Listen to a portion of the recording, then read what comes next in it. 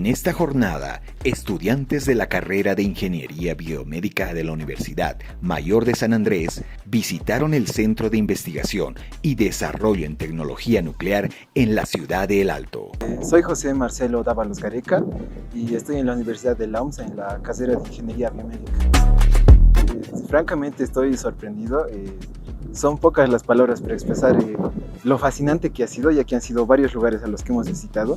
Y más que todo me llamó la atención el lugar de radiofarmacéutica, ¿no? Mi nombre es Cintia Mabel Mismia Paza y soy de la Universidad Mayor de San Andrés de Ingeniería Biomédica. Yo no esperaba ver tal tecnología acá en Bolivia, ya que es impresionante. ¡Cálculo, precisión y simetría! ¡Adelante, ingeniería!